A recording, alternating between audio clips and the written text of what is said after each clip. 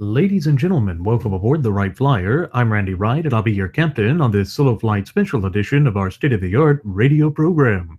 Folks, this will be the final boarding call, so if you please, claim your seats, fasten your seatbelts, kick back, relax, and enjoy the show while I go ahead and delve into the brief flight checklist, as there really is a lot of news and information to get to before I may fully indulge you with your in-flight entertainment. Well, folks, we see that over the weekend, the political rhetoric in this once thriving and flourishing representative republic and vibrant community of popular sovereigns of ours went over the edge. We had violence break out. In fact, there was a firebombing of the GOP headquarters in Orange County, North Carolina, in a place, I believe, that's called Hillsborough, North Carolina. And this is just a bit of a shocking development, although it is not entirely unprecedented with the way that the rhetoric has been heightened in this election cycle. Now, that's not to say that we don't condemn these sorts of things here at Radio Aviation Excellence, the Wright Flyer. We absolutely do. Violence should never be implemented against someone just for having a difference of opinion. Now, sure, we do believe in fighting for our principles, standing up for our principles, and being, the type of citizens that our founding fathers expected us to be. But again, I'm drawn back to the words of Sam Adams, who claimed that in order for liberty to prosper and in order for the United States of America to be a robust constitutionally endowed federalist representative republic, we have to be a virtuous people. And going out and firebombing a political party's headquarters does not line up with that. That's the sort of thing that you would expect to see in banana republics, in tin pot dictatorships, in things like fascist regimes. In fact, it kind of conjures up images of the Reichstag burning in Germany in the 1930s. Recall that that was what Hitler and his National Socialist German Workers' Party, or Nazi Party, used to push through the Enabling Act that allowed him to essentially gain dictatorial powers in the Weimar Republic, thereby officially ending the Weimar Republic and allowing the Third Reich, or the Third Reign, if you will, that was supposed to last for 1,000 years, to come into fruition. We are facing very high political tensions in this nation, and that's due, thanks in no small part to the type of just off-the-wall rhetoric that has become commonplace in our arena of politics. We have seen that the frothing at the mouth Fabian socialist leftists for sure have been ramping up the violence. And in fact, we know that from the ISIS-inspired groups and organizations that the domestic-grown Islamo-fascist terrorists have become a problem. But of course, Jay Johnson, egged on by the Austin mayor of Salazar, went out to claim that right-wing fundamentalists and constitutionalists are just as much of a clear and present danger to national security as the Islamo-fascists. But actually, I think terrorist organizations such as the Black Lives Matters organization pose a far greater and more significant threat to our fundamental national security. These are the sorts of things that we in the United States have been mostly sheltered from. Yes, we've had brushes in with these radical Fabian socialist and leftist organizations in our past recall that in 1920 we had the Wall Street bombing that was the worst terror attack on U.S. soil until that dark day some 15 plus years ago, September 11th of 2001.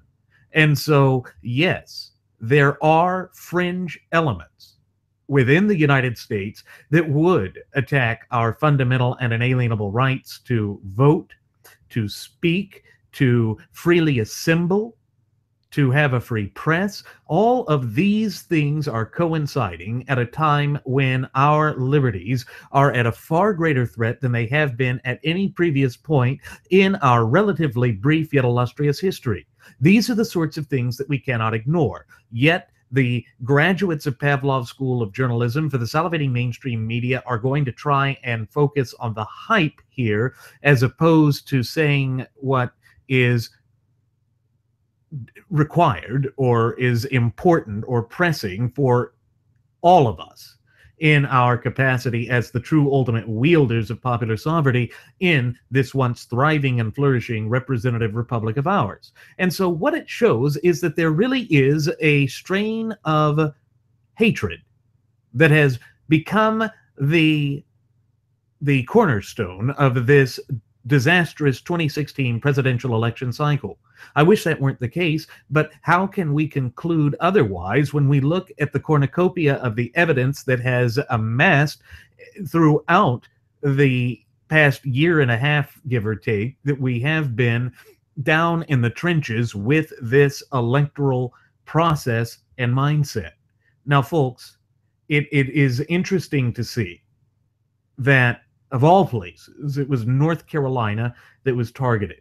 And I have footage of the mayor, or not the mayor, but the governor, McCrory, speaking, and one of the Trump campaign personnel or head of elections in that state wearing that give me cap with Make America Great Again. And I want to switch over to that video for a moment so that we can hear exactly what was happening, and then we will discuss it in greater detail after we play that back. So I'm gonna, oops, sorry about that, folks. I'm gonna go ahead and cue that up now, and then we will discuss it in greater detail. So let's get that up now. And it's tragic, truly is tragic that we are facing that in this once great and grand republic. It's shocking, truly. It is. Okay, and so here we go. It is coming up now. I am the executive director of the North Carolina Republican Party. With me to my right, Daniel Ashley, who is the Orange County chair of the Orange County Republican Party. And with me to my left, Matt Arnold, who is the congressional district chair for this area. Words cannot describe the emotions you feel when you see something like this today.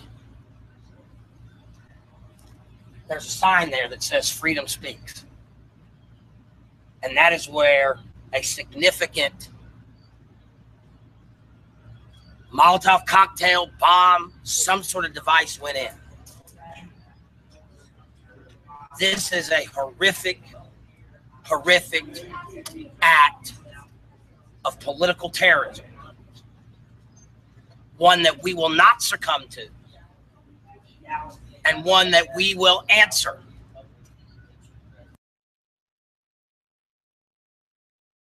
So there you hear it. You hear the line that this is an act of political terrorism. That is what they're saying. That is what they are claiming that this is, and maybe they're right. Maybe that is what is going on there. It's near impossible to tell. But what it tells me is that we are in a position now where things are ramping up in the United States. We are in a position where our traditional values, our liberty, our fundamental and inalienable God-given rights are in greater jeopardy than at any other point in our history. So it's really going to work for us to try and get to the bottom of this. And so here it's what we're going to try and discuss. We're going to try and get to the bottom of how it is that this could happen in the United States. The answer to that question is that we have been so polarized as of late that we are more divided now than we have been at any point in our history except for the year 1860. I know that I have reiterated this on previous episodes of Radio Aviation Excellence, the Wright Flyer, but it does bear repeating again here, because this is what happens. Recall that leading up to the American Civil War, you had John Brown running around, engaging in acts that would be and was considered by the South as terrorism, but has been written as heroic by the historians of today, running around beheading people with bastard swords, for lack of a better term, and trying to change through force of arms and violence the outlook of the nation. And ultimately, it didn't work. It didn't work. It did, fire up the abolitionist movement. It did make them feel as though they had a greater cause to fight for, but on the whole, it really didn't end the institution of slavery. In fact, that didn't end until after the Civil War with the drafting and ratification of the 13th Amendment. And it was during that time, with the passage and ratification of the post-Civil War amendments, that we got into this notion of going back to the roots of the country.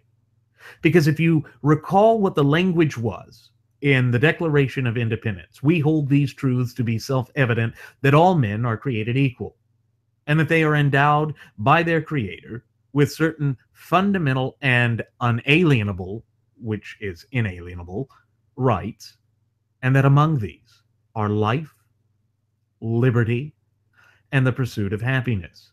Well, life and liberty were both threatened there in North Carolina. And this is a wanton act. This is an act that only serves to heighten the tensions and to give credence to some of the things that were said by the Trumpidians that I don't necessarily agree with.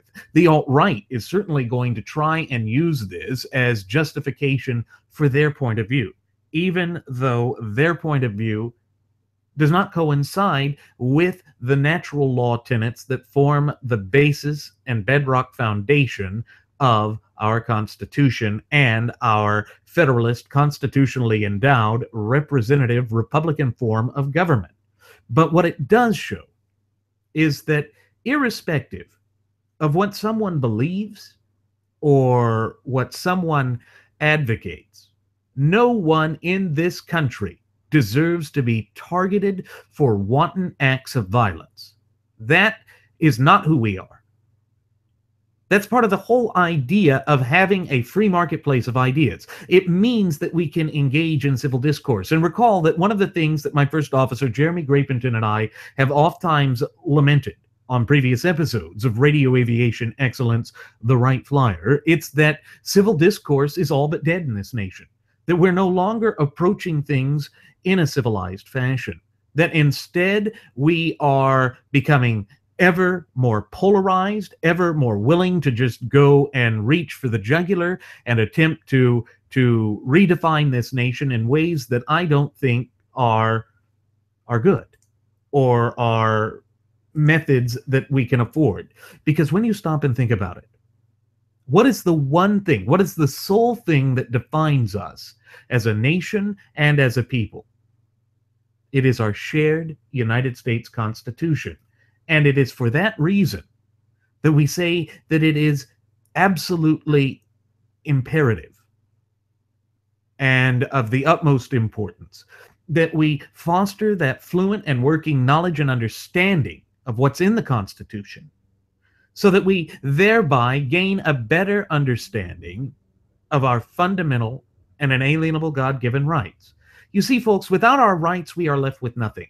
And that is what this sort of attack suggests to me.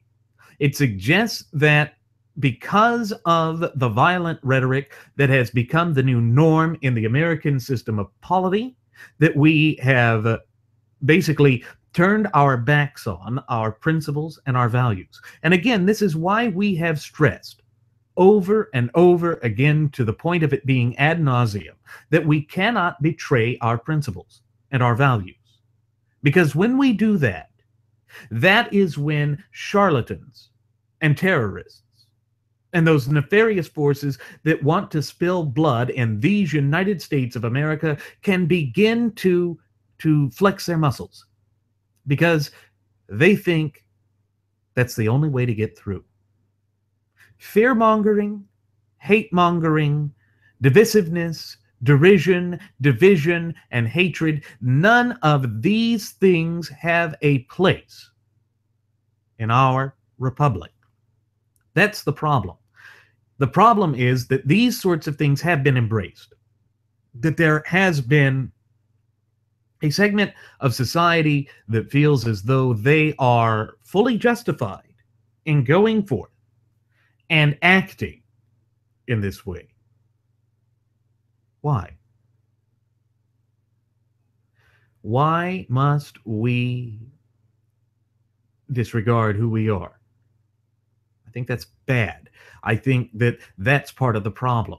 When we have forgotten how to speak to one another, that is when we are encountering the sorts of problems that have bubbled up to the surface in this once thriving and flourishing representative republic and vibrant community of popular sovereigns of ours. And that is an act of terrorism. There is no question that the use of a Molotov cocktail like that, targeting specific sorts of speech and political alignments and affiliations, that is a direct assault on the First Amendment, the freedoms that are guaranteed by it.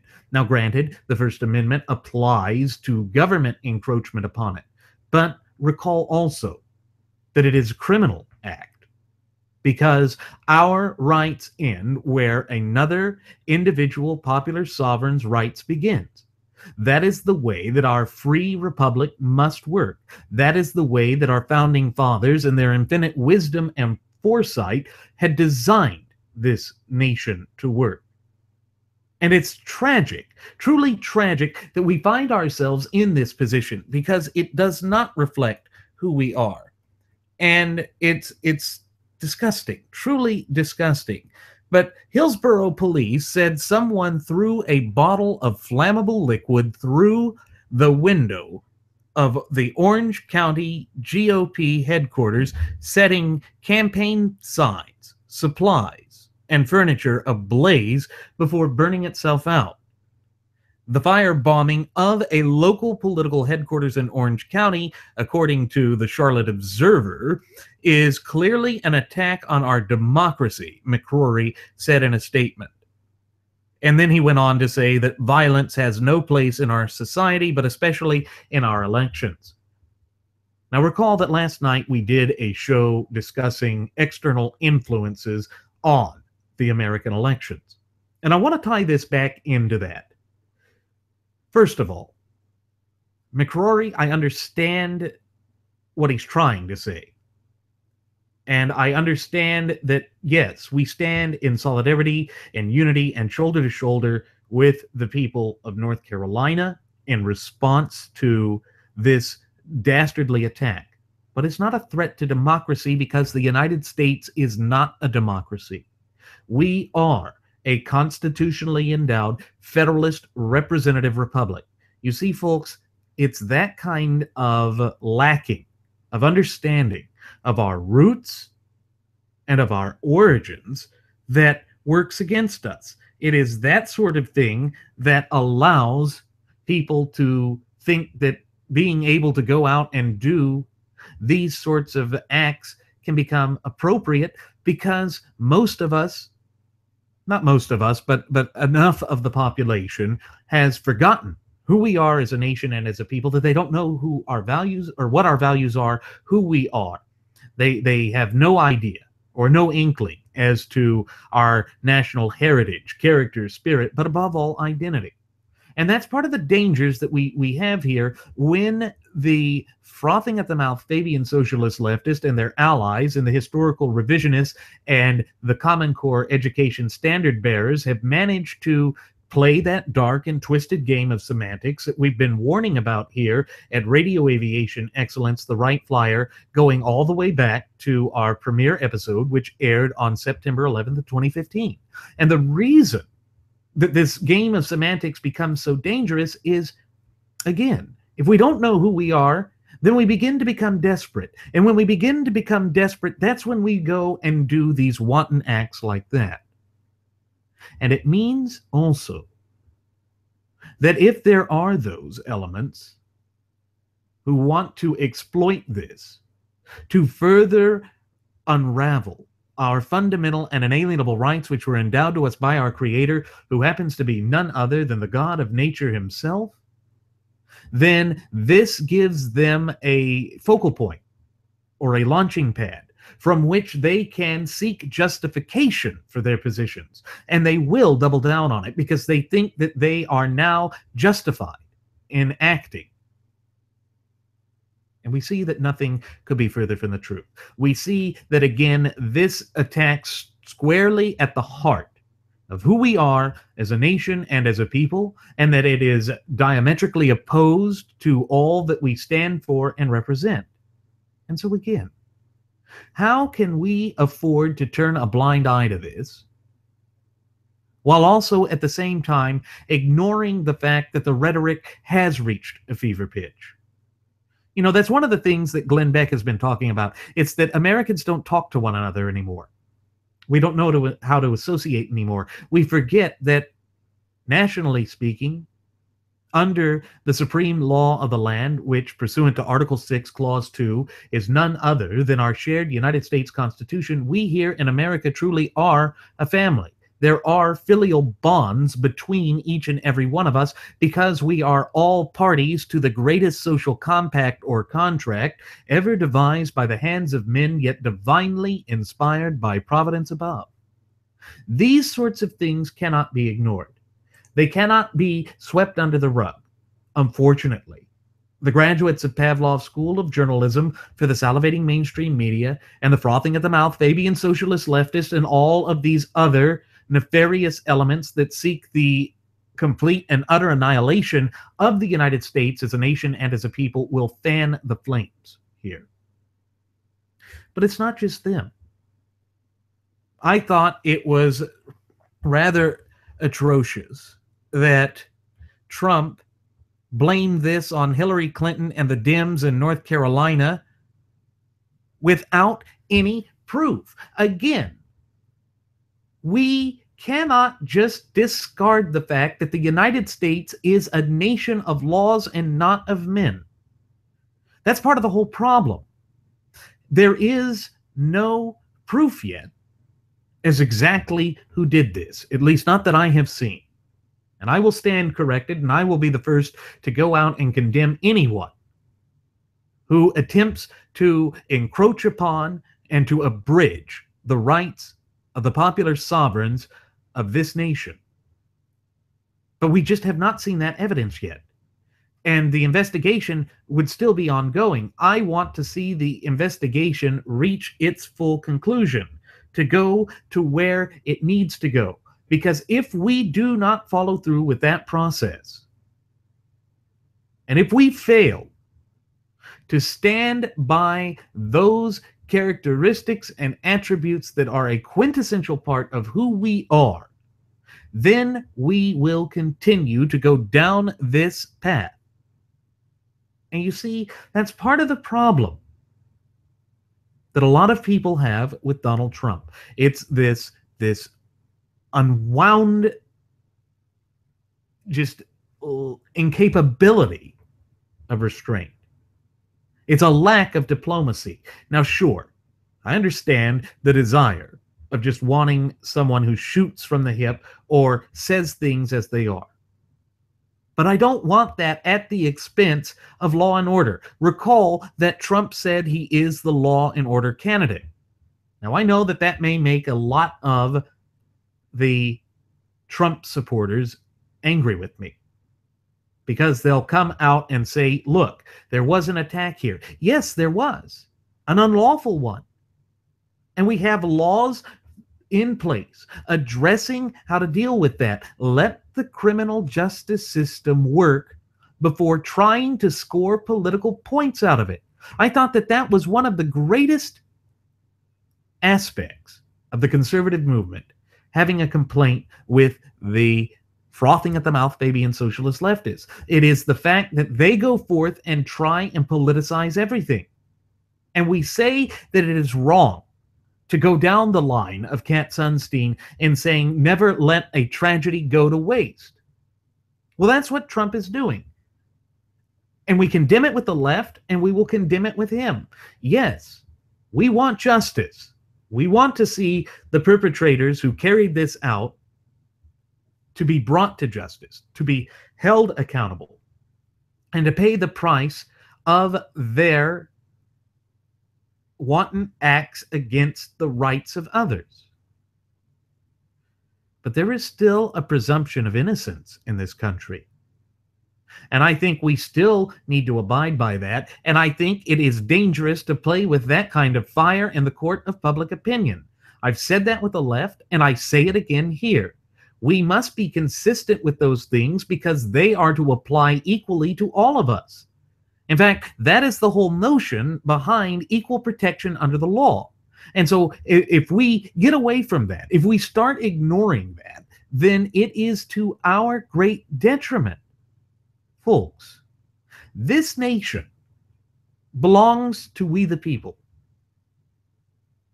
And what we saw there was not just an attack on Republicans or Trump or this election. That was an attack on our entire system of polity. It's in moments like these that we should come together as Americans. Stop pointing the fingers and start looking for the answers. Start looking for how we can improve. But nobody wants to talk about there being a greater good in the United States anymore. Nobody wants to talk about how there is something greater than all of us, that the whole of the United States is greater than the sum of its parts. And again, it's because we have lost sight of the natural law tenets that form the bedrock foundation of not only our republic, but our Constitution as well. And so, for those who sit there and try and say that the Constitution is antiquated or quaint or has no application in a fast-paced modern society like that in which we live today, I want to draw your attention to how the Constitution is supposed to act here. The Constitution allows us to congregate like that. The legislature has passed bills which outlaw the sorts of activities that encroach upon, abridge, and belittle and besmirch the rights of the ultimate wielders of popular sovereignty, we the people. There is a system in place to ensure that the government does not abuse the power that they wield, and that we are all allowed our day in court. You see, the overarching aspect of our Constitution and of the laws and institutions that exist in pursuance and in furtherance thereof form the cohesive framework and fabric that is the United States of America. That, above all else, is why that old adage does ring true, that the United States of America is a nation of laws and not of men. It ties into those core principles that exist and have been with us since the inception of our nation, going back some 235 plus years. These are the attributes that we have to keep in mind. These are the things that we need to rally around. These are the things that we need to recall, particularly in the face of such dastardly deeds as what happened there in Hillsborough, Orange County, North Carolina. Now, our hearts, thoughts, and prayers do go out to the people of North Carolina. And we're very fortunate that things weren't worse than they were. But we do need to take a moment as a nation and as a people to reflect upon those things that are currently afflicting us. Now, I think one of the things that we need to keep in mind with this dastardly attack, because there is no other way to describe that, folks. It literally is a dastardly attack against all that we hold near and dear in this once thriving and flourishing representative republic and vibrant community of popular sovereigns of ours, is this notion that there was a sort of heightening of rhetoric. There was this sort of idea of just being very nonchalant with violence. And we know that that had come to the foray during the primary process. And we know that Trump had certainly called for increased violence when dealing with protesters, because he said that the protesters were violating his First Amendment right. Now, they were being inappropriate. They were being atrocious. And yes, there is this notion of being, accountable for the things that you say and the things that you do, particularly when exercising your fundamental and inalienable God-given rights. But the First Amendment prohibits government from encroaching upon those things. And those protesters were not members of the government.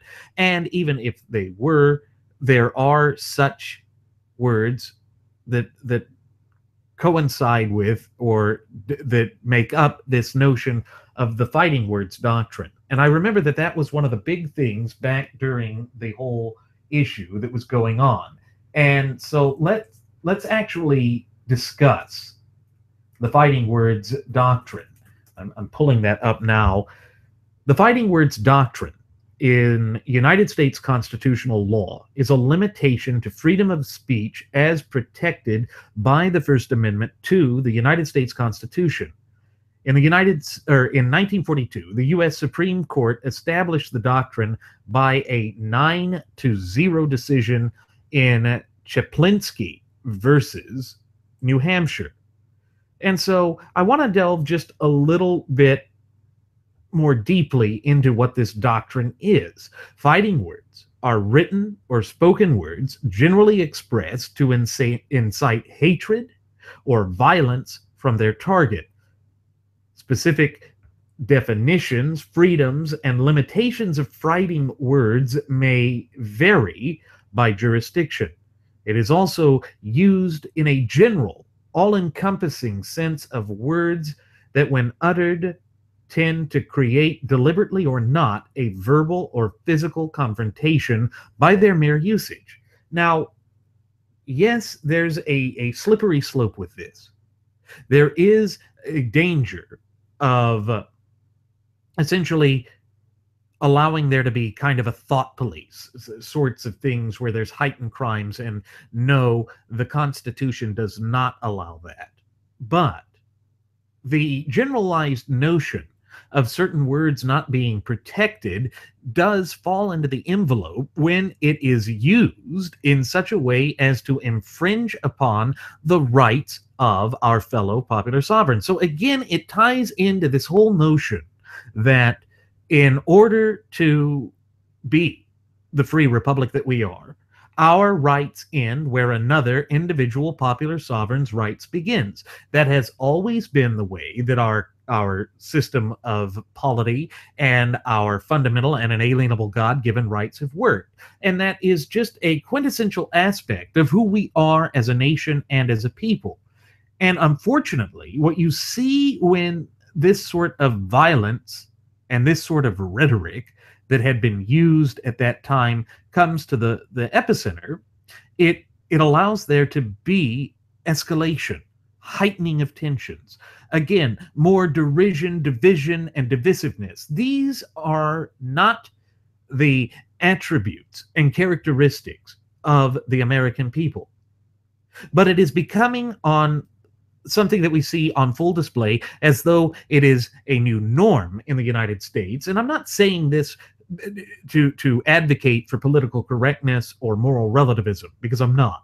We here at Radio Aviation Excellence, the Wright Flyer, have declared war on those cancerous doctrines that have been utilized as a tool by the frothing at the mouth Fabian socialist leftist and their allies to essentially bludgeon true dyed-in-the-wool constitutional compositionists and to attack and attempt to abridge and deprive us of our fundamental and inalienable God-given rights. And so where it all comes to the surface here is that what we witnessed in North Carolina may very well have been in response to the sort of superheated rhetoric that was being uttered on the campaign trail and at stump-thumping speeches by Donald Trump during the primary process.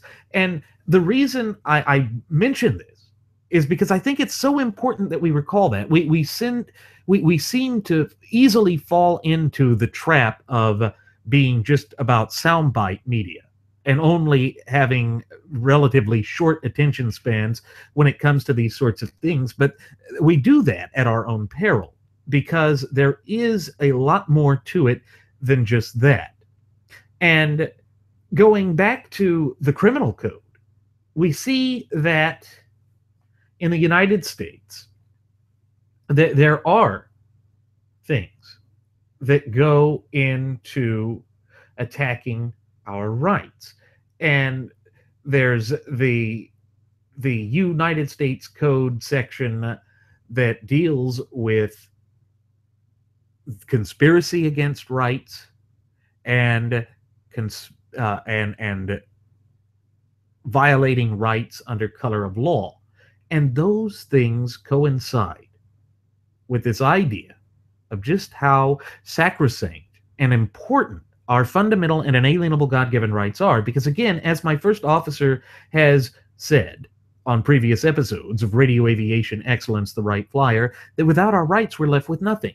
That is what is the quintessential aspect of who we are as a nation and as a people. It's what defines us. It's what basically identifies us and distinguishes us from the rest of the world. And when we get away from that, and when we lose sight of that, that is when we begin to encounter all sorts of problems that I think are detrimental, because it works against the cohesiveness of who we are. And I know that that may seem so abstract a principle, or that I'm going out and trying to defend these unspeakable acts like that happened in North Carolina, but I'm not. I'm saying that there is a general atmosphere that is toxic, which has taken complete control of our electoral process, of our system of polity, and is not reflective of the better angels of our nature. And when we lose sight of that, and we fall prey and victim to these sorts of things, I think that it is a travesty. Because again, it works against who we are and what we had hoped to achieve. But I think it's important that we have just a little bit of a refresher as to what it was that Trump said and how I think that this could have gone forth to basically allow what happened, or to promote what happened in North Carolina to come to fruition. And therefore, I'm going to go ahead and queue up this video. So let me go ahead and get that up. Okay. We have that, and then we have the first video here. I'm going to go ahead and cue that up now. Friend, he's a great contractor, and he's a great merchandiser, and he cannot get his product into China. No matter what he does, he can't. They send their product. Oh, bye-bye. Good job, fella.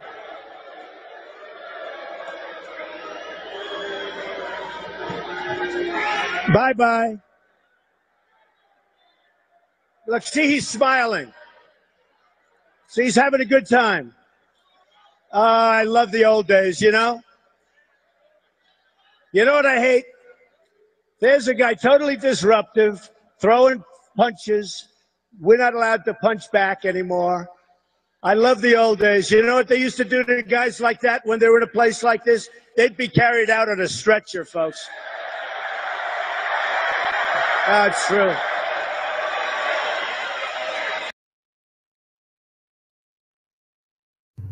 That's the problem.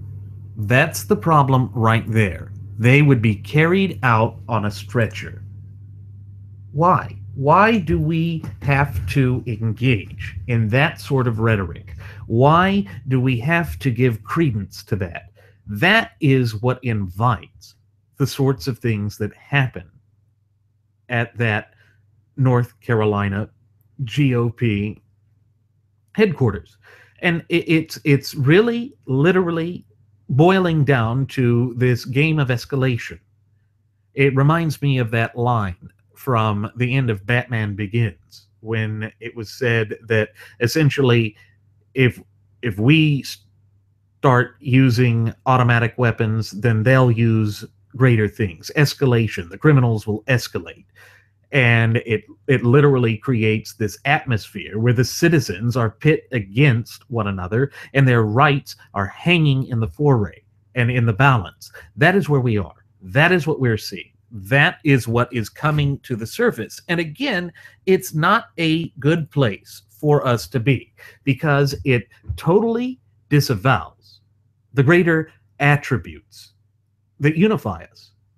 Folks, as a nation and as a people, being the beneficiaries of the greatest birthright and inheritance on the entire planet, that means that we should have much more in common than we do that differentiates us, that we do that separates us. The commonality of our nation, of our laws, of our Constitution, that is something that is drastically needed and something that has been sorely missing, particularly with respect to the amped up rhetoric that has become a part of this 2016 presidential election cycle.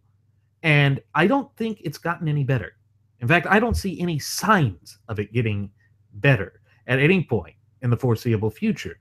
But it is something that's still there. It is something that we still have to address. And we have to keep in mind that part of the whole reason that the fighting words doctrine is in play or is in existence is that it is there to protect law and order. It is there to keep us safe and sound. Now, I want to discuss what was going on with the Chapinski case, which was the origins of the fighting words doctrine. As we all know, the Supreme Court first developed the fighting words doctrine in the case of Walter Chapinski in 1942. Chapinski was a Jehovah's Witness who had been distributing religious literatures on the streets of Rochester, New Hampshire. Apparently, several citizens complained about Chapinski's comments. Some alleged that he was denouncing all religion as a racket. A city marshal named Bowering confronted Chipinski and warned him that people were getting restless with his activities. Chipinski then allegedly said to Bowering, "You are a goddamned racketeer and a damned fascist, and the whole government of Rochester are fascists or agents of fascists." Now, does that sound a little bit familiar? Oh, crooked Hillary is the one that firebombed us when we don't have evidence of it. Oh, I miss the good old days when we'd take them out on stretchers. Oh, I miss this, that, or the other.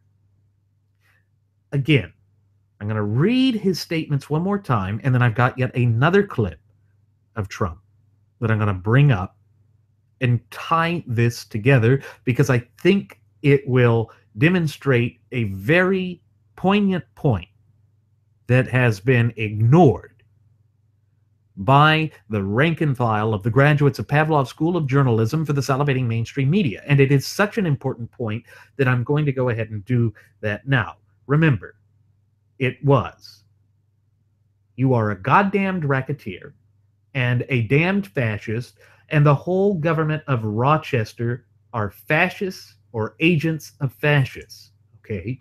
That's what Chipinski said. That is what got him in trouble with the law. And it's very off the wall sorts of statements, something that doesn't coincide with the normal line of accepted speech. It was insightful, meaning it was designed to incite anger, to bring about hostility. Now, we've got another one to compare this to that I think will further enlighten us with it. And so here we go.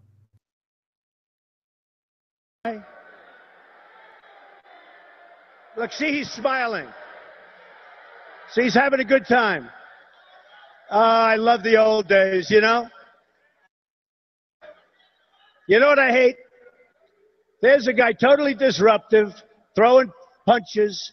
We're not allowed to punch back anymore. I love the old days. You know what they used to do to guys like that when they were in a place like this? They'd be carried out on a stretcher, folks. That's true. I love our police, and I really respect our police, and they're not getting enough. They're not. But honestly, I hate to see that. Here's a guy throwing punches, nasty as hell, screaming and everything else when we're talking. And he's walking out, and we're not allowed, the guards are very gentle with him. He's walking out like big high fives, smiling, laughing. Like to punch him in the face, I'll tell you. I'd like to punch him in the face. Really. Really.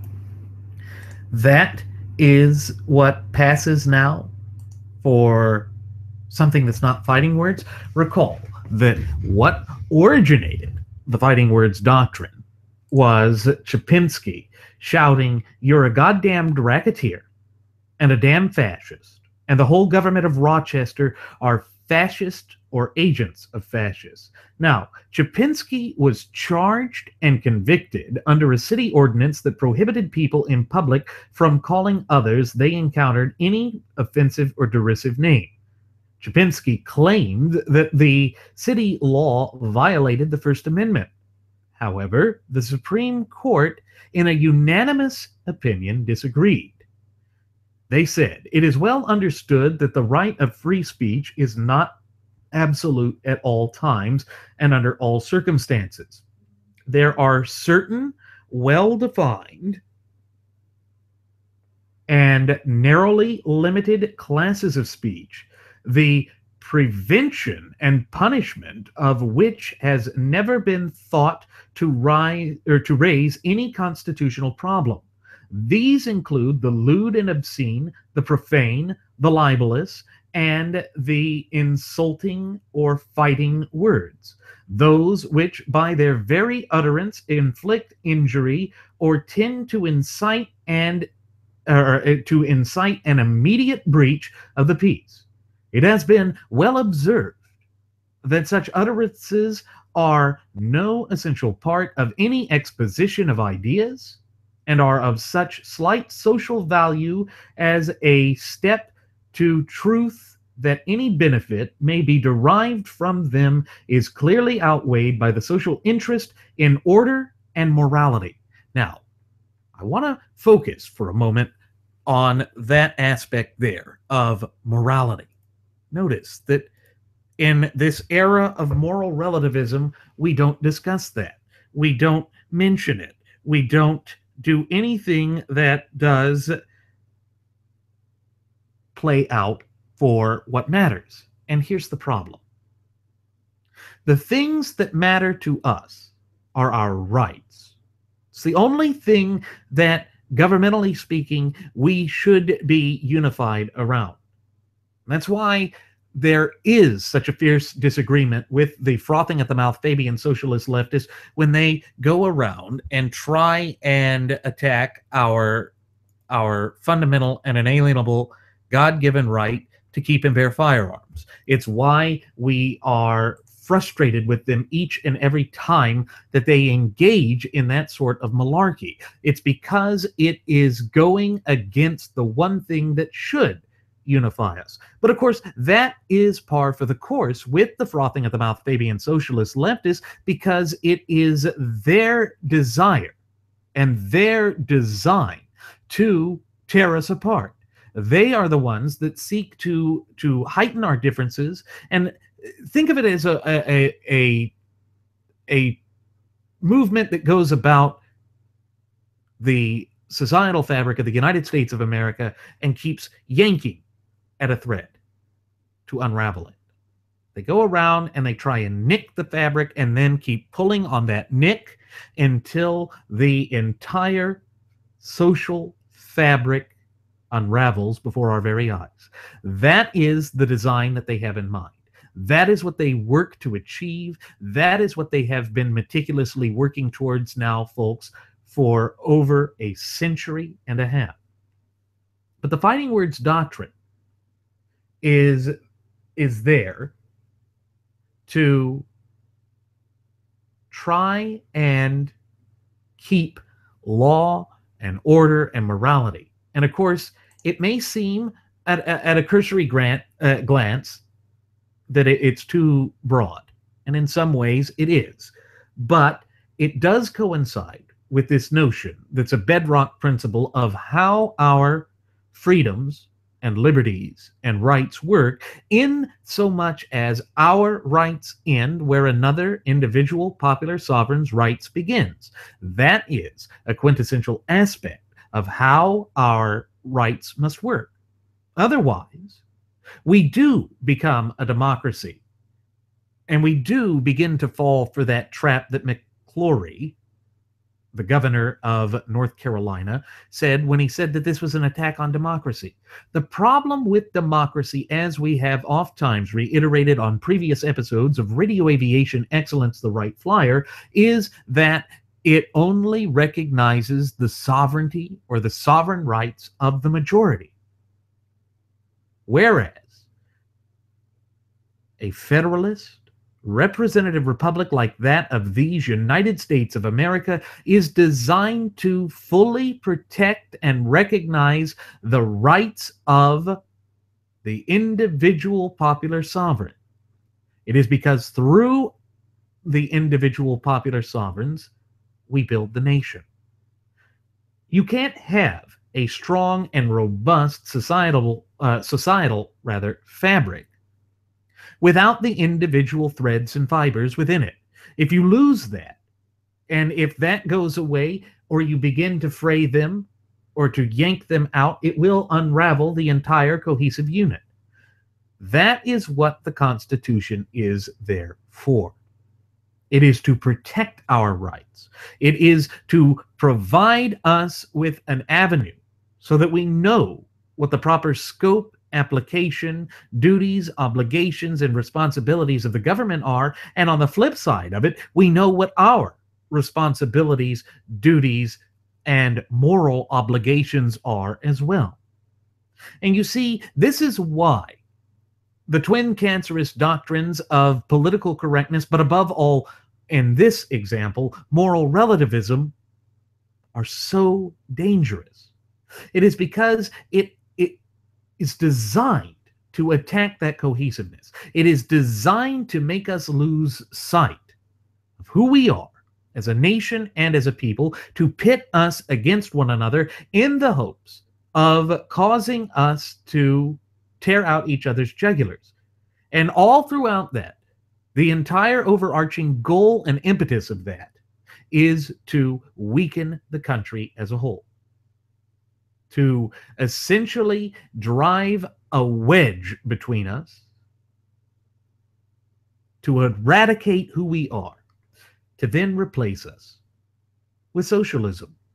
But as Alexis de Tocqueville said, that great French philosopher who admired America in her founding days, at least in her early days, within the first 2 decades of the 19th century, he said that anyone who supports any flavor, form, or facet of socialism is actually advocating for a new age form of feudalism. And that is because that they want to go out and micromanage the facets of our daily lives, to control us from cradle until grave. That is what feudalism was. The serfs, known as villains, that's what the original meaning of the word was, that of landless peasants, was unable to leave their land. They had to seek permission from the Lord to marry, and the Lord could sleep with their wife before they could.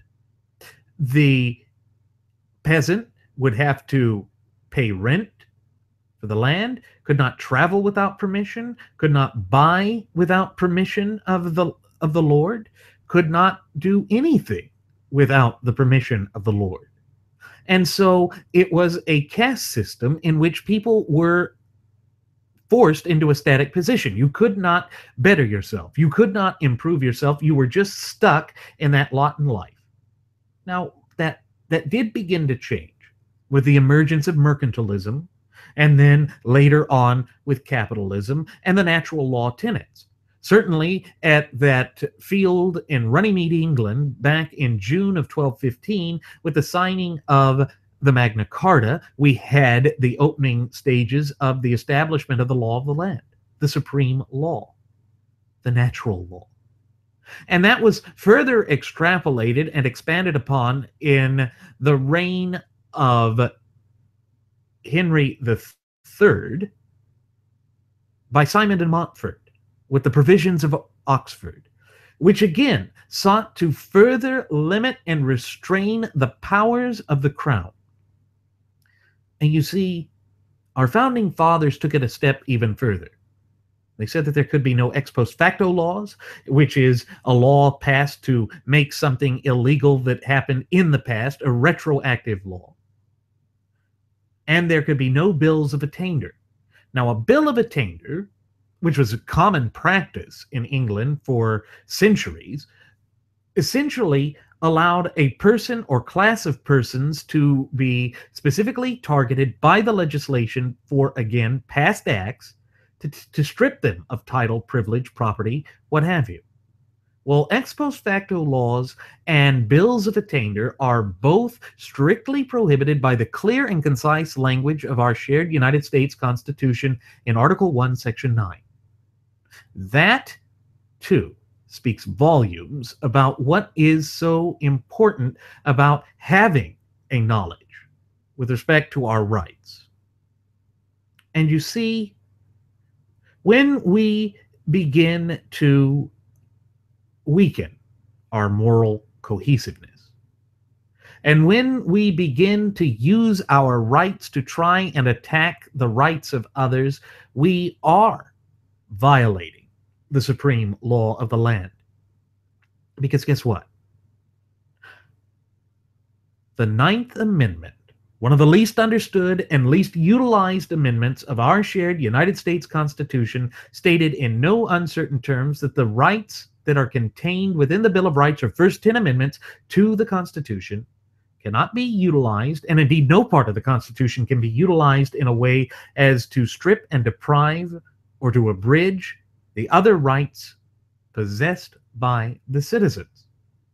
And just to make that point even clearer, that the federal government just couldn't go out with carte blanche and say, well, we can still apply this to the duly elected governments of the states. The 10th Amendment prohibits that sort of encroachment as well. Because in the 10th Amendment, it says any of the powers that are not expressly enumerated here are reserved to the states and the people respectively. Why? Because again, it was viewed as the states being representative bodies of the people. Again, within our nation, going all the way back to the inception of it. It is we, the people, who are the true ultimate wielders of sovereignty. It is we, the people, that possess true sovereign authority. And we need to get back to that. That's part of the problem. That's part of the problem that I had with Trump's speech. And when you start ignoring those things, as has become par for the course with the current state of affairs in this once thriving and flourishing representative republic of ours, that is when you start to see people get willing to go out and carry out those damnable sorts of activities, such as what we saw happen there in Hillsborough, North Carolina.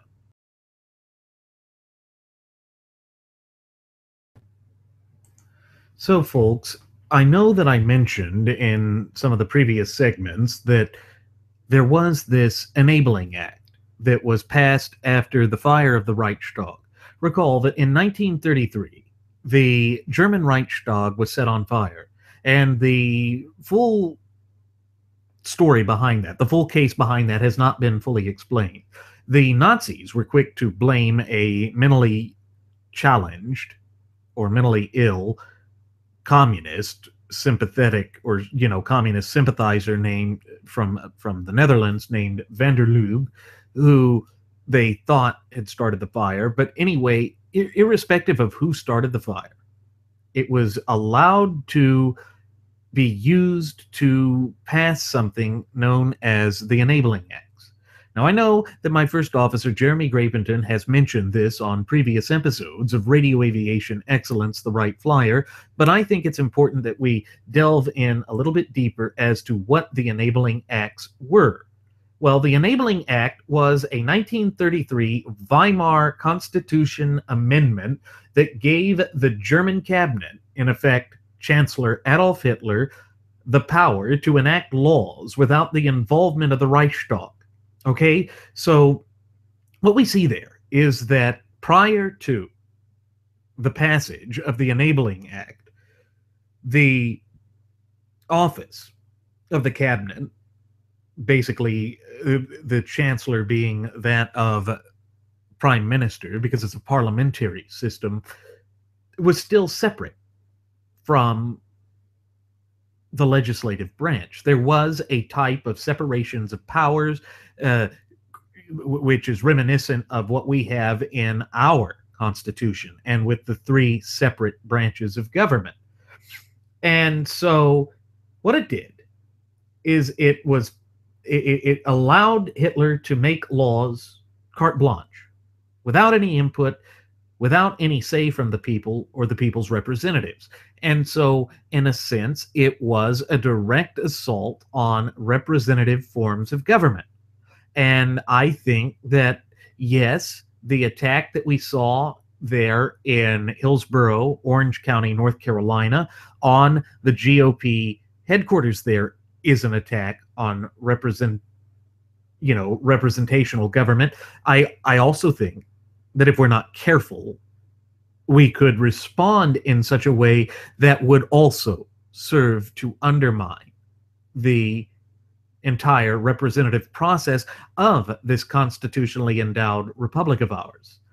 And so, basically, this Enabling Act back in 1933 was passed in both the Reichstag and the Reichsrat, which is their two houses, on March 24th of 1933, and then it was signed into law by President Paul von Hindenburg later that same day.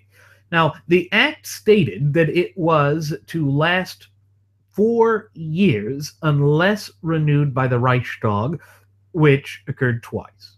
So we see that it was essentially a play at just having emergency powers. Notice, it's exactly what Kat Sunstein promotes and pushes for and advocates for when he says never let a tragedy go to waste. In other words, use the emergency that exists within a nation at that time to further your goals of consolidating power and taking it away from the people. And the emergency at the time in Germany was the burning of the Reichstag, their parliament building, and this was their response. And it did last beyond the 4 years. The Enabling Act gave Hitler plenary powers. Now, plenary powers, we've mentioned on previous episodes of Radio Aviation Excellence, the Wright Flyer before. It means near absolute. Not absolute, but it would become absolute in the case of Hitler, but near absolute. With respect to our tenets of federalism, what's not really discussed much anymore with the proper parlance of American government is that the federal government is one that is strictly limited. It must trace any and all governing authority back to a power that is specifically enumerated unto it via the clear and concise language contained within the four corners of the United States Constitution. States, on the other hand, being that they predated the federal government, have what is known as plenary powers. There is a general police power for the states, and that means that they can legislate for morality, for health, safety, and well-being, whereas the federal government cannot. And they are still limited in the breadth of their power by the various state constitutions. So this is how federalism works. It's why we say it's so important to claim that we're a republic, because again, if we were a democracy, we would begin to unravel federalism. And that's exactly what the frothing at the mouth Fabian socialist leftists wish to achieve. That is what they're pushing for. It is to slowly take that away from us and to consolidate it.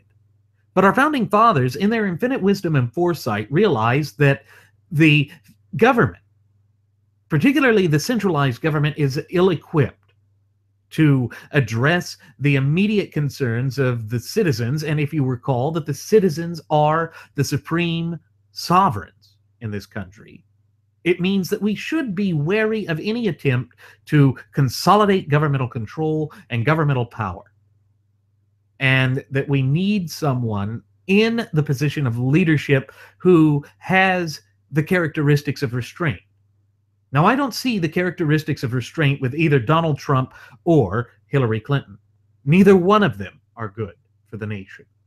I certainly don't see it with Gary Johnson or with Jill Stein. And I have some issues with Darrell Castle as to whether he would really adhere to the Constitution, because he fell in line early on with that birther stuff. Of course, he claims that he never did, but that those were questions that were brought up. That's not something that we should do. Because we've explained it. We've read the statute before in the past, and therefore I'm not going to dig that up now, because it's not entirely on point with what I'm trying to get at here. The main impetus that I'm driving at here, folks, is that this type of incident, if we're not careful, has been used before to strangle out and to snuff out liberty. And you see, this is why we say that history is such a great teacher. The Reichstag fire allowed the Enabling Act to occur. Let's hope that there is nothing that comes forth with respect to that firebombing of that Orange County, North Carolina, GOP headquarters that would try and abridge, to strip, and deprive us of our fundamental and inalienable God-given rights. Because we know that this government, particularly under the tutelage of Barack Hussein Obama, has been chomping at the bit to try and incrementally and to escalate this incremental approach to strip and deprive us of our rights. And that is why we, in our capacity as the true ultimate wielders of popular sovereignty in this once thriving and flourishing representative republic and vibrant community of popular sovereigns of ours, must be proactive in maintaining and safeguarding our rights, because it could be used to essentially establish an enabling act here in these United States of America. And again, it followed on the heels of the Reichstag fire disaster, which I said. And the other thing that the Enabling Act did is that it abolished most civil liberties and transferred state powers to the Wright government. Again, a consolidation of power. You see, the Fabian socialists have done this sort of thing to great effect in the past. And you see what it did. It allowed a megalomaniac madman to plunge the entire world into war.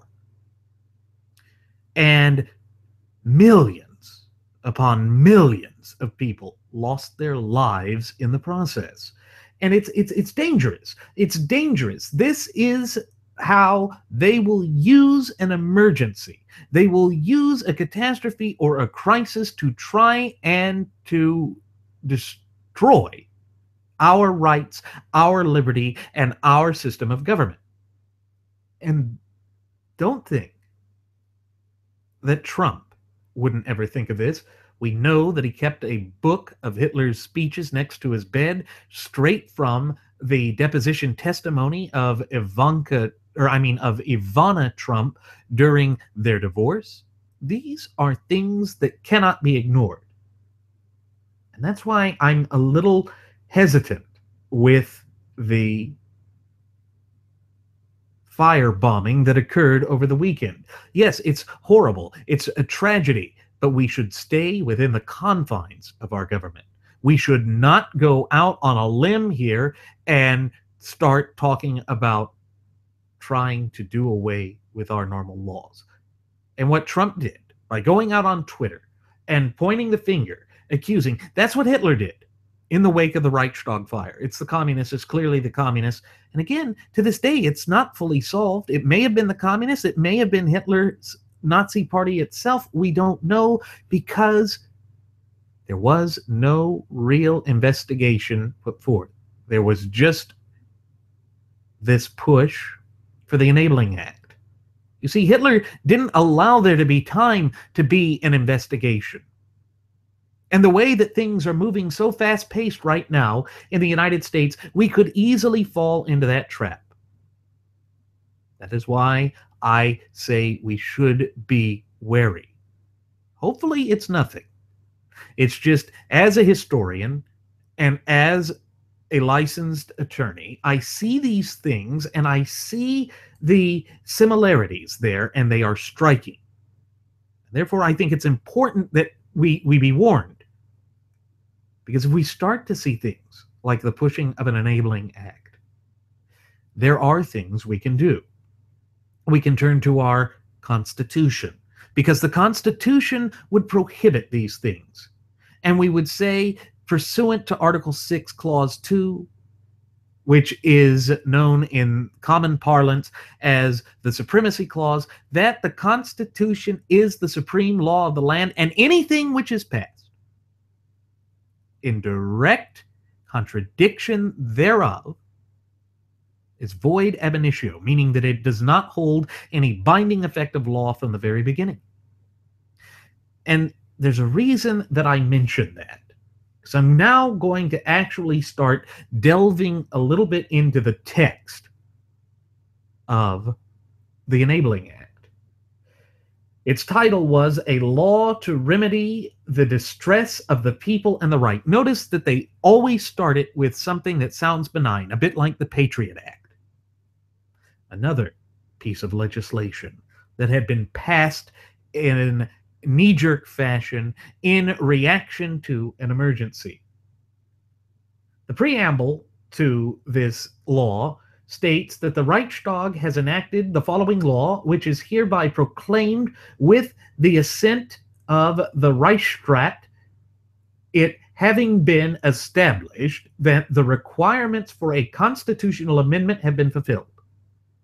Now, see, their constitution didn't have the robust protections that ours does with Article 5.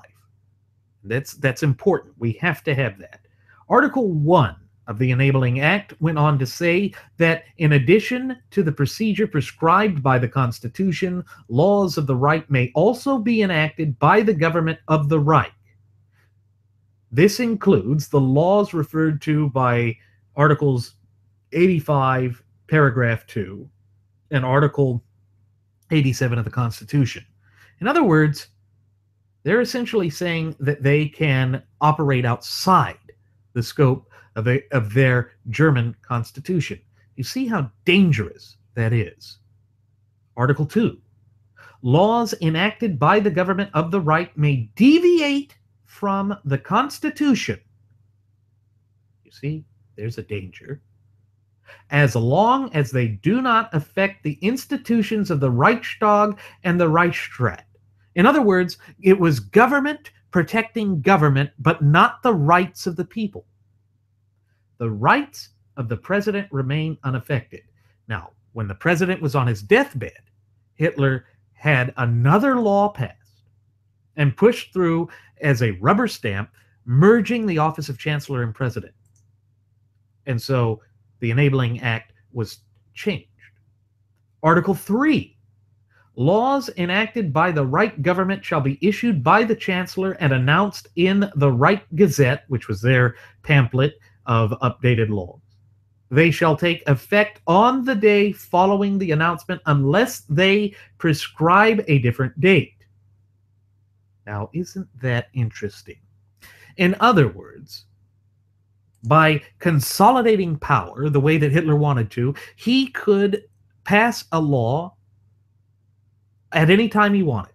Yes, it had that little bit of fluff in there, that little bit of subterfuge to essentially lull the German people into a false sense of security by saying that it would be on the day after. But even then, on the day after, and no mention about it not applying retroactively.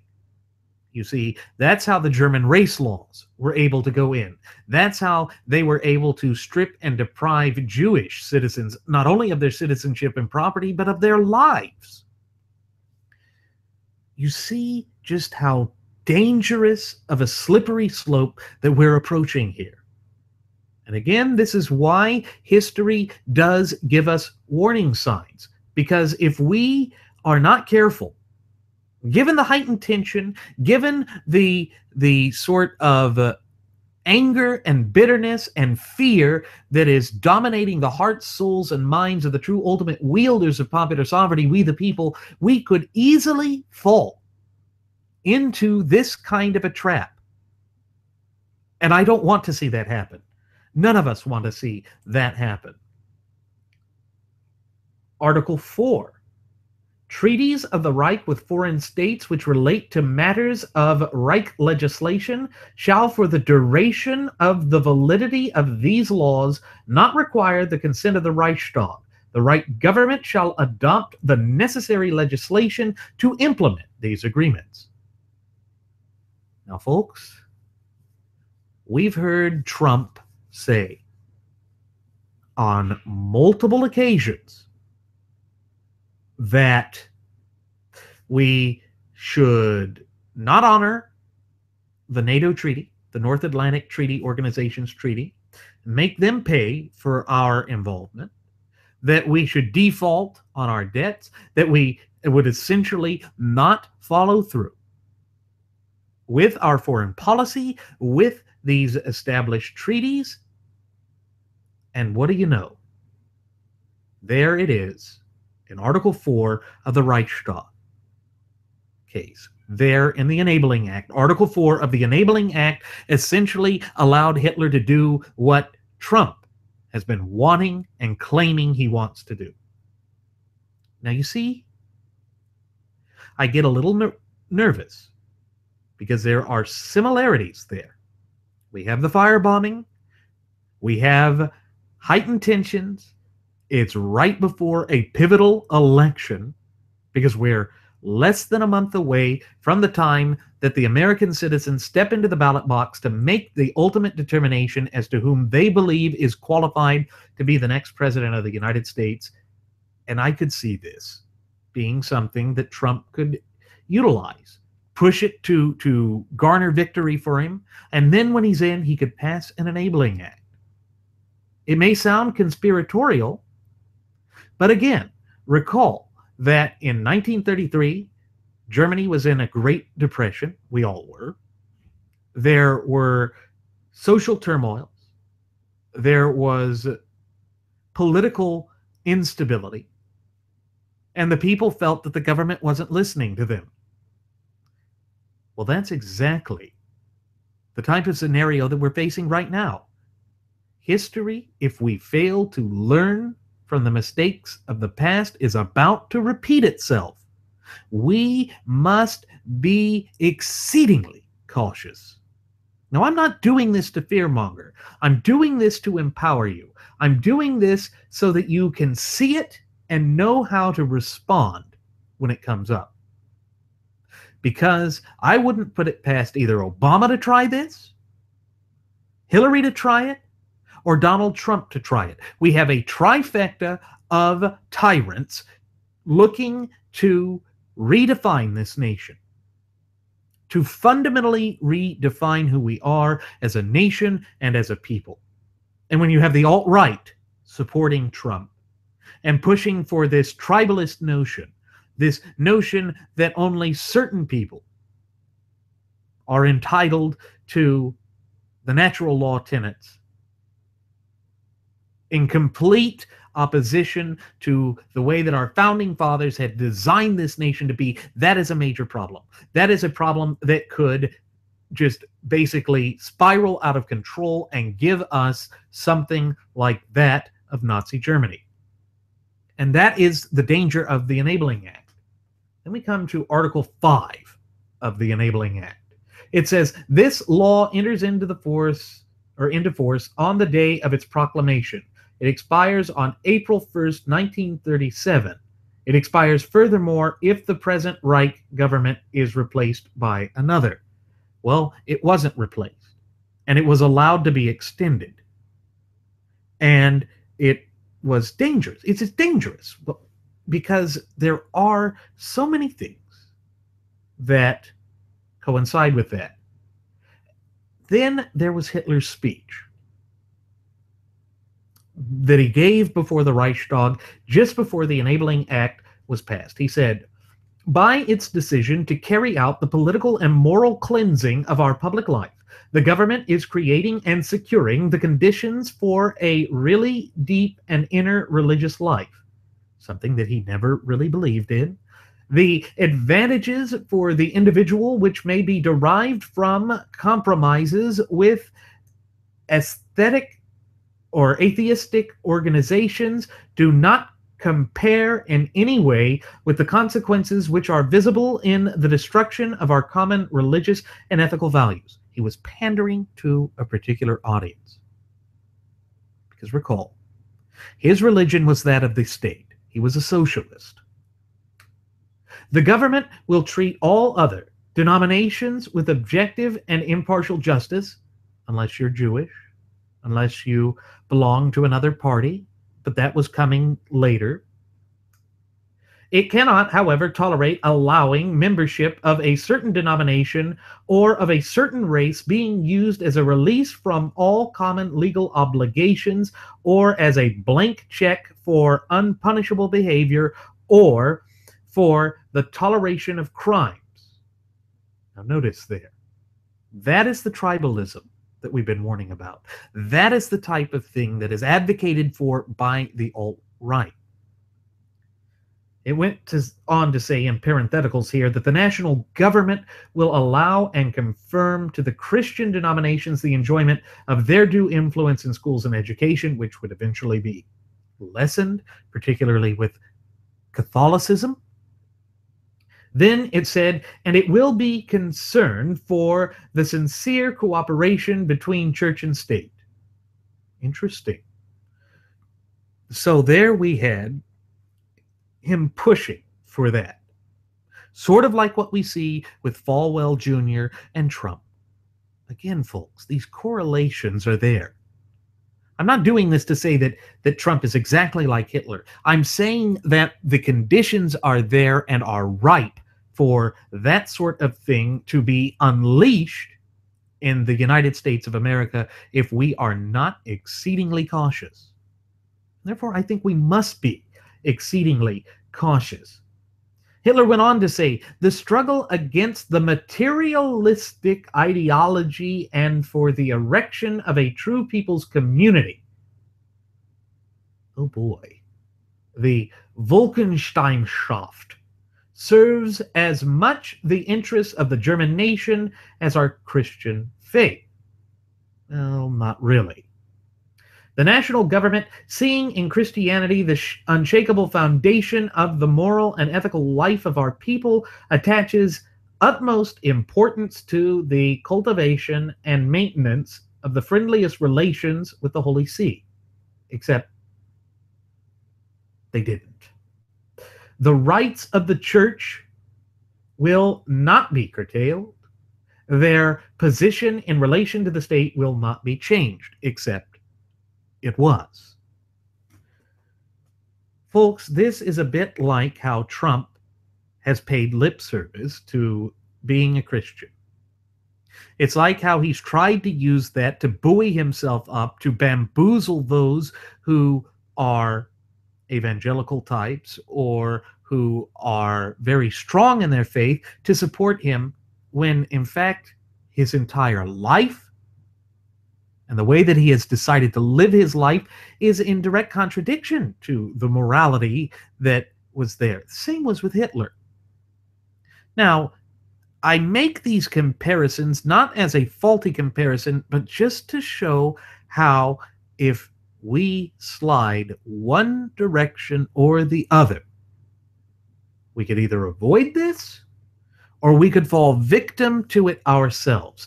Again, this is why I say it is of the utmost importance that we foster that fluent and working knowledge and understanding of our shared United States Constitution and thereby our fundamental and inalienable God-given rights.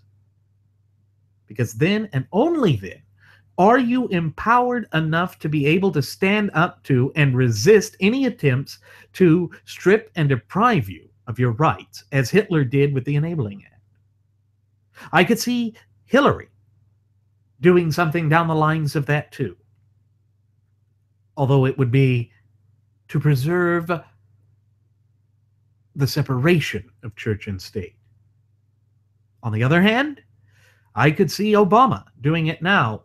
To preserve domestic tranquility, we must temporarily do away with the Constitution. At the same time, I could see Donald Trump doing this as well. Because they're out to get me, I need to basically take away the Constitution and build a wall around it, and then when it's safe, we'll open that big, beautiful door. He could, and he would, if unrestrained, do something like that. And that's one of the things that people keep telling me is that, well, you can't fear him, those that are pushing for a tyranny of false unity. You can't really fear his lack of restraint because there's no commonality between him and Hitler. He was a businessman. So what? So what? If he lacks restraint, he has the same capability as anyone else. When they clinch the reins of political power to tear this nation apart, to strip and deprive us of all that we hold near and dear in this once thriving and flourishing representative republic and vibrant community of popular sovereigns of ours. And that is not something that I'm willing to ignore. Nor is it something that I think that you, our cherished listening passengers and audience members, should ignore. If I'm wrong, I'm wrong. All I'm saying is be cautious. Because if we are not cautious, we could see things spiral out of control and plunge this nation into a constitutional crisis, the likes of which it has never experienced in its relatively brief yet illustrious history. And you see, folks, that is why we, in our capacity as the true ultimate wielders of popular sovereignty, must be vigilant. We must be wary. Otherwise, we could sacrifice our essential liberty for a fleeting and false sense of security. And you know what? Our founding fathers showed their infinite wisdom and foresight with respect to that as well. Because as we know, and as we have oftentimes reiterated on previous episodes of Radio Aviation Excellence, the Wright Flyer, Benjamin Franklin stated, "Those who sacrifice essential liberty for a fleeting sense of security deserve neither liberty nor security and shall surely have neither." Well, folks, one of the greatest examples of what he was warning about in history is the Enabling Act of 1933. And we see what dark, diabolical path that led the German nation down to. And we see the horrific and horrendous impact that it had on the entire world. The United States of America is a beacon of freedom and liberty. That is something we must never lose sight of. And that is why, again, in troubled, turbulent, and terrible times like these, I urge caution. I urge us all to be wary and to look back to the Constitution to know how to proceed. Now, with that said, it is time for us to begin our descent. I'm going to go ahead and send the flight attendant back with one last round of alcohol. Folks, she won't set the plane on fire. That'd be bad for us all. As always, I'm your captain, Randy Wright, and I want to thank you for tuning in to the Wright Flyer. If you have any questions, comments, or concerns, please feel free to leave them here on our YouTube page or our Google Plus page or even on our Facebook page. And on top of that, we invite you to follow us at Twitter with the Twitter handle at Radio Aviation EX. One more time, folks, that's at Radio Aviation EX. And there you will find the departure board that lists my personal Twitter account, the personal Twitter account of my first officer, Jeremy Grapington, our Blogspot page where we're putting up audio-only versions of our state-of-the-art radio program, and then the Cafe Press account, where we have all sorts of trinkets and goodies with our original Radio Aviation Excellence, the Wright Flyer logo, and our first class passenger logo. This includes hats, shirts, shoes, neckties, watches, clocks, jewelry, buttons, bumper stickers, laptop sleeves, tote bags, you name it, it's there at reasonable prices. You're sure to find something that meets your needs, so give us a little bit of support and show your support for freedom and liberty. Thank you again, folks. We'll see you again next time.